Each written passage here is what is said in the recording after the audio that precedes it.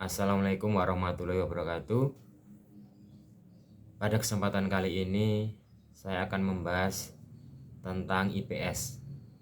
IPS itu menyenangkan dan bermanfaat.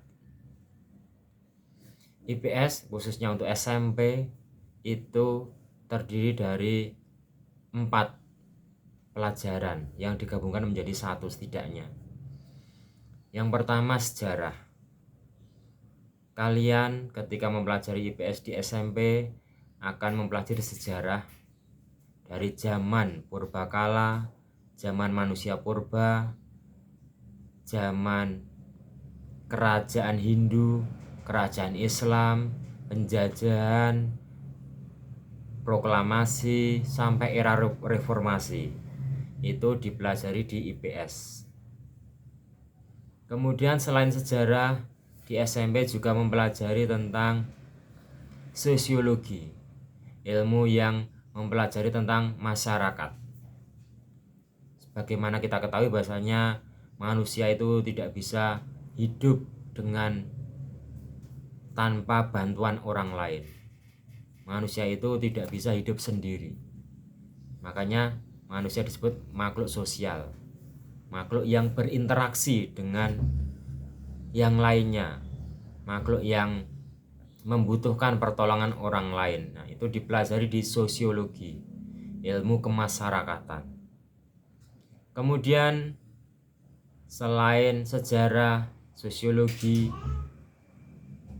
IPS SMP juga mempelajari tentang ekonomi. IPS ekonomi. Apa yang didapat dari ekonomi? Di antaranya tentang perdagangan internasional, sistem ekonomi yang ada di dunia seperti sistem ekonomi sosialis, sistem ekonomi kapitalis, demokrasi, sistem ekonomi Pancasila, dan seterusnya.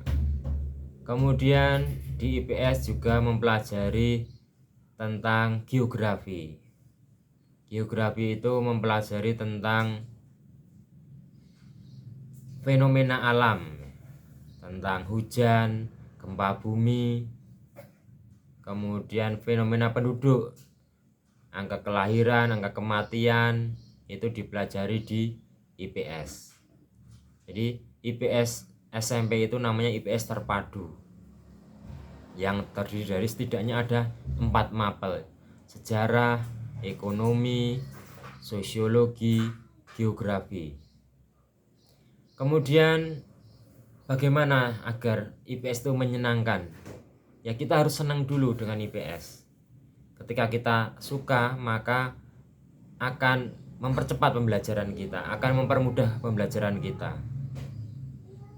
Kemudian setelah itu kita menggunakan teknik-teknik belajar yang sesuai dengan kita. Nah, contohnya teknik mengingat yang kita suka dengan teknik itu, seperti jembatan keledai, seperti pembuatan singkatan, dan seterusnya. Kemudian agar nilai maksimal, maka kita mempelajari atau memfokuskan pada soal-soal yang sering keluar dalam pelajaran IPS tersebut. Jadi pertama kita harus suka dulu, kemudian strateginya kita menggunakan teknik belajar, teknik mengingat yang sesuai dengan diri kita. Nanti bisa kalian tanyakan kepada Anna. Kemudian memfokuskan pada soal-soal yang sering keluar pada ujian. Jadi pengantarnya untuk kali ini cukup sekian dulu. Kurang lebihnya mohon maaf. Assalamualaikum warahmatullahi wabarakatuh.